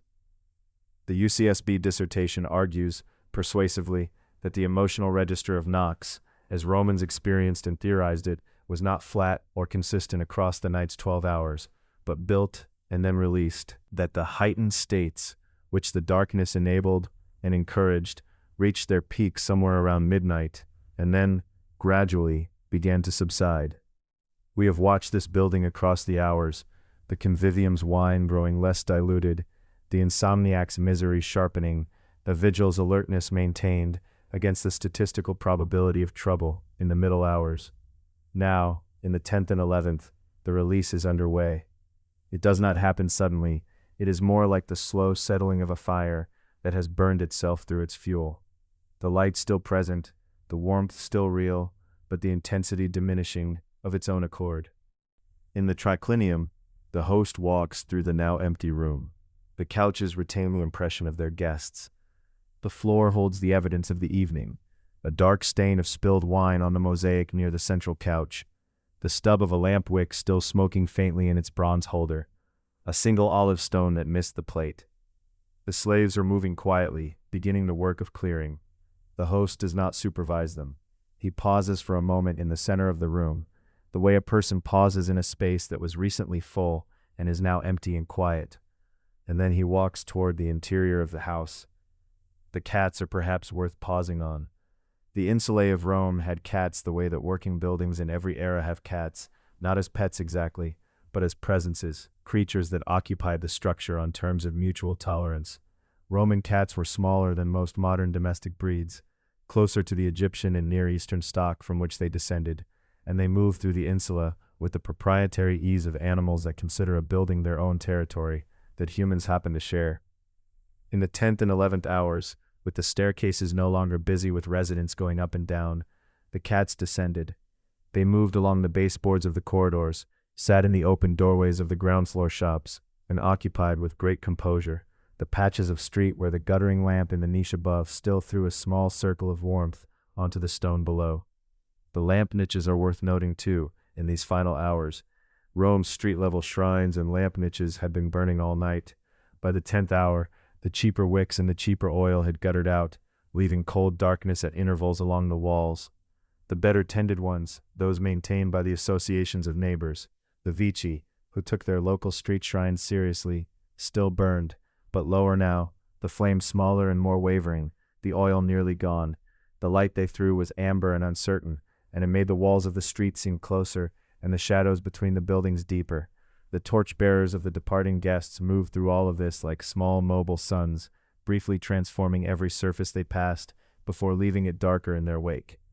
For Marcus, finally turning his mules toward the stable at the dockside, the darkness is simply the context of his work, neither threatening nor beautiful. He is tired in the honest, uncomplicated way of a man who has done physical labor through the night, and the tiredness is not unpleasant, because it carries folded inside it the promise of sleep. This is perhaps the central difference between the working Roman's experience of the night's end and the dinner guests. For the guest, the walk home through the dark streets was a social and sometimes physical negotiation, laced with the anxieties that Juvenal cataloged so thoroughly.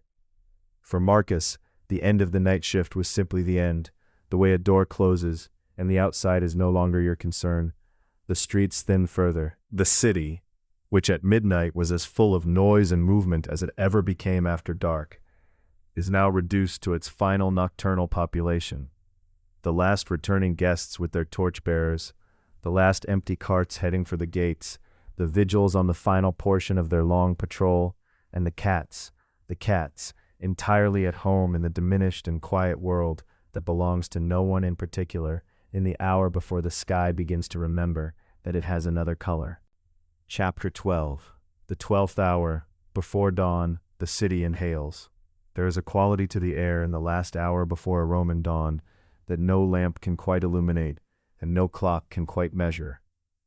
It is not darkness exactly, and it is not light.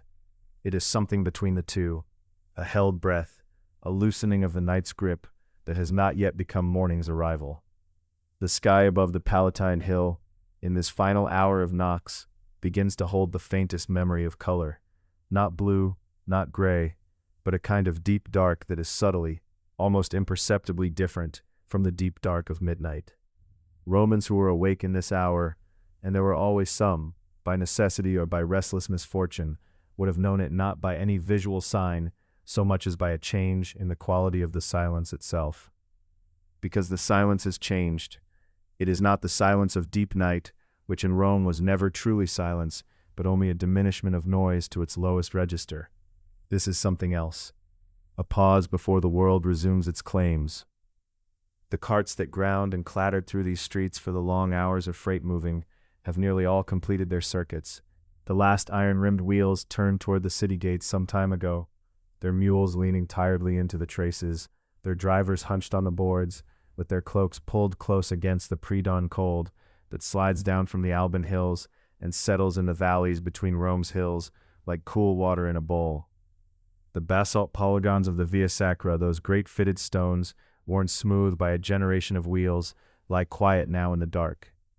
Juvenal, who complained with such magnificent bitterness that those same wheels made sleep an impossible luxury, might have found, in this particular hour, a few minutes of relief. It is into this changed and quieting city that we follow our 4 Romans, each arriving now at their own threshold of rest. Marcus reaches the dockside stable in the darkness, before the darkness ends. He has made this turn 100 times, and the mules know it as well as he does, perhaps better, for animals carry their routes in their bodies in a way that tired men sometimes cannot. He lifts the harness from the nearer mule first, working the buckles by feel, setting the leather over the stable rail with the practiced economy of a man who has no energy to spare for anything unnecessary. The mules move to their water, without being led. Marcus takes a rough blanket from the ped near the door. It smells of grain dust and animal warmth, which is to say, it smells of his working life, and he finds a place among the sacked grain that is not too hard and not too cold, and he lies down. He does not think about sleep. He simply arrives at it, the way a boat arrives at a dock when the tide has done its work. Outside, the Tiber moves past in the dark, indifferent and unhurried, as it has always done. In the Trastevere excubatorium of the 7th cohort, Titus completes the last segment of his patrol and turns back toward the building whose walls hold the scratched names of his brothers, names incised into plaster by men sitting up through long night watches, the most direct testimony those men could leave. I was here, I was awake, I was part of this. He hangs his leather bucket on its hook beneath those names. The bucket is damp at the base, and he notices without particular thought that the handle has worn a groove into the palm of his right hand over the years. He goes to the lararium in the corner of the room, the niche that the archaeology of this building, buried 8 meters below the street level of modern Trastevere, still preserves an extraordinary completeness. Its doorway recorded by Carlo Baldassare Simelli's photographic plates in the original excavation of 1867. The lamp before the Genius Excubatorii, the guardian spirit of this watchhouse and its men, has burned low but has not gone out. Titus does not speak. He simply stands for a moment, acknowledging the presence that Roman religious feeling placed in every institution, every threshold, every organized community of men who kept watch together. Then he finds his sleeping mat and lies down, and the night releases him as it releases everyone, eventually, if they wait long enough. Across the city, in the triclinium whose lamps have one by one been trimmed and then extinguished over the long course of the evening, our host moves through the room in the near dark, with the careful step of a man who knows his own floor. The guests departed in the 10th and 11th hours, their torchbearers assembling on the threshold, with the slightly bored efficiency of men who had done this many times before. The room is quiet now, and it carries in its air the mingled residue of the evening, warmed wine, the faint sweetness of rose water that had been sprinkled on the serving tables, the spent oil of a dozen lamps. He bends to extinguish the last one, a small bronze lamp on the low table nearest the door, its flame no bigger than a thumbnail, and in the moment before he covers it, he notices, for the first time this evening, an olive oil stain on the mosaic floor beside the crater stand. It is not large. It will be dealt with in the morning. He regards it for a moment with the mild, unsentimental satisfaction of a man who has given a good dinner, whose guests have left cheerfully, and whose accounts with the evening are essentially settled. He extinguishes the lamp. The room is dark. He does not hurry to bed. He has the unhurried tiredness of a man who presided over something that went well, and he carries it with him like a small warmth as he moves toward the interior of the house. And our poet, our Insomniac, our martial-shaped creature of the fourth floor, who has lain listening to the city since the first hour of Nox, with the particular suffering of a man whose mind will not grant him the mercy of blankness. Our poet, in this final hour before the day, has perhaps found something that is not quite sleep, but is adjacent to it, a heaviness behind the eyes, a softening of the thoughts that had been so sharp and so unwelcome at midnight. He has turned toward the wall, and in doing so has turned away from the shutter, from which, if he were still watching, he might just begin to notice the very first, the absolutely minimal, the almost not there seam of pale gray light forming at the edge of the wooden boards. Not day, not yet, but the announcement of day's intention, and then the sounds begin. They come in stages, these acoustic heralds of the coming morning, and any Roman who had spent enough nights in the city would know them as certainly as they knew the sequence of the hours. The roosters on the Aventine small holdings are the first. Those plots of urban agriculture that persisted within Rome's hills, kept by families who needed the eggs and the birds, and who tolerated the roosters the way city dwellers have always tolerated them, with diminishing grace. A rooster on the Aventine in the pre-dawn dark of an ancient city carries its sound a very long way. Then the mills, the grinding of grain that Martial named among his bitterest nocturnal complaints. The millstones beginning their work at a bakery on the Sabura's lower slope, a sound that is rhythmic and relentless, and that by this hour, paradoxically, is almost welcome, because it belongs to morning, not to night, and its presence means the night is finishing. And then, as if to confirm the argument with human testimony, the schoolmaster. Martial complains of him in terms that leave no room for ambiguity. This was a man who gathered his students in the street or in the portico before first light, whose voice, whether declaiming or correcting or simply projecting with the aggressive volume that outdoor teaching required, broke into the pre-dawn quiet with cheerful indifference to the sleeping city around him. The schoolmaster had a lamp. His students had their tablets. The lesson had begun. That a man could set up an outdoor classroom in this hour, and that his doing so was common enough for Martial to consider it a specific and innumerable torment, tells us something precise about the Roman morning. It began before the sun, and it began loudly, and it did not particularly apologize. These sounds, the rooster, the mill, the schoolmaster's declaiming voice drifting over rooftops, were the acoustic signature of Nox releasing its hold. Romans did not need a clock to know that the night was ending. They had these sounds, which arrived in roughly the same order each morning, varying only with the season. The 12th hour was shorter in winter, longer in summer, because the 12 hours of the Roman night were never equal in duration, each one a fraction of the total darkness divided into 12 portions, expanding and contracting with the year. This was a night that breathed, in other words, that grew and shrank according to the tilt of the world, and its final hour was never quite the same length twice. And then the sun crosses the horizon. We cannot see it yet from the streets. Rome's hills block the direct view, but the sky has committed. The gray has become unmistakable, and somewhere in the city a magistrate or his secretary has made the calculation and the announcement, formal or informal, that the day has begun. The Lex Julia's daytime rules are in force again.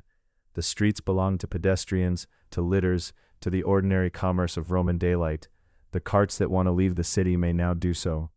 The night, with all its unequal hours and its freight and its fire watches and its lamplight and its unsleeping poets and its convivial warmth and its ghostly presences and its restless dead, is over. For 12 hours, more in summer, fewer in winter, Rome was a different city. Not entirely different, and not transformed beyond recognition, but subtly and importantly altered. Its hierarchies loosened, its emotional life intensified, its dangers and its tenderness, both nearer to the surface than they were by day. The night was not merely the absence of daylight. It was a maintained space, structured by law and custom, and the slow rotation of the seasons, into which Rome poured a version of itself that the Forum would not quite recognize. Now that space closes. The morning watch arrives at the excubatorium. The day cohorts take up their stations. The oil lamp before the genius excubatory is left to burn down on its own. Titus sleeps. Marcus sleeps. The poet, his eyes shut against the pale seam of light at the shutter's edge, has perhaps finally found the darkness he needed. And if you too, wherever you are, at whatever hour this finds you, if you have arrived at the edge of sleep or have been there for some time already, then you are in good company. Rome's night is over. Yours, whenever it comes, is entirely your own. It is a fine time to sleep. There is a particular quality to the end of a long night. Not the abruptness of an alarm or the jolt of obligation, but the slow, accumulating sense that the dark has given what it had to give, and that the world on the other side of sleep will be in its own way, ready when you arrive. That is the feeling this final chapter wishes to sit with, here at the close of a night we have spent together in a city that has been absent from the earth for 16 centuries, and yet in certain moments during the hours just past, has felt no further away than the next room. We have followed 4 people through the Roman dark, a poet lying awake on a 4th-floor pallet in the Subura, his ears full of cartwheels and his mind too alive for sleep. A freedman vigile named Titus, walking the Trastevere streets with a leather bucket and a sense of duty that was, in its quiet way, a form of dignity. A carter called Marcus, whose mules knew the route through the Forum better than he knew his own children's faces by lamplight. And a host whose triclinium has gone dark and whose lamps have long since been snuffed, one by one, like a thought concluding itself. We did not invent these people, not exactly. They were assembled from the evidence, from Juvenal's acrid and precise complaints, from the graffiti scratched into the plaster walls of the Trastevere excubatorium, from the legal and archaeological record of a city that kept meticulous account of its daytime life and left its nightlife for us to reconstruct from what it could not help letting slip. What their shared night reveals, I think, is something that the official record of Rome, the inscriptions on arches, the proclamations of emperors, the minutes of the Senate, was not designed to contain. It reveals that the emotional life of a city does not run on the same schedule as its administrative life. It runs deeper and later, and with considerably less decorum. The UCSB dissertation on Roman nocturnal life argues carefully and at length that Nox was not merely the absence of daylight, not simply the interval between one day's business and the next. It was a deliberately maintained space, architectured into Roman law and custom, in which the pressures that the daylight social world exerted, of hierarchy, of performance, of the carefully managed presentation of self that Roman public life required, were permitted, for a few hours, to ease. The Convivium's wine did that. The dark street did that. Even the noise of the carts, which drove Juvenal to something approaching genuine anguish, did that in its way. In the nighttime city, a senator's torchlit retinue and a freedman carter's mule team were equally subject to the basalt paving and the narrow turning at the foot of the Capitoline. Novilo Lopez's analysis in Florentia Iliberitana frames this as a kind of social safety valve. Night as the period when Rome's rigid hierarchies softened just enough to remain bearable. That is accurate as far as it goes, but I think there is something more that emerges from the full arc of these 12 hours, something the sources gesture toward without quite naming. The Roman night was not only a place where hierarchies loosened, it was also a place where the self became more legible to itself. The Insomniac poet, lying awake in the 8th hour, was not simply suffering. He was, in a manner that the daylight world would not have permitted, paying attention to his own interior life. The vigil on his lonely circuit was not only performing a civic function. He was, in the small, repeated action of the night patrol, enacting a kind of faithfulness. The carter and the host and the ghost-fearing paterfamilias, scattering black beans through his midnight house, were all, in their different registers, doing what people do when the social gaze withdraws. They were being themselves, fully and without performance. Every city still has this. You know it if you have ever walked a city street at 3 a.m, or lain awake in a building full of sleeping people and felt with sudden vividness the fact of your own wakefulness. Nox, as the Romans understood it, is not a Roman invention.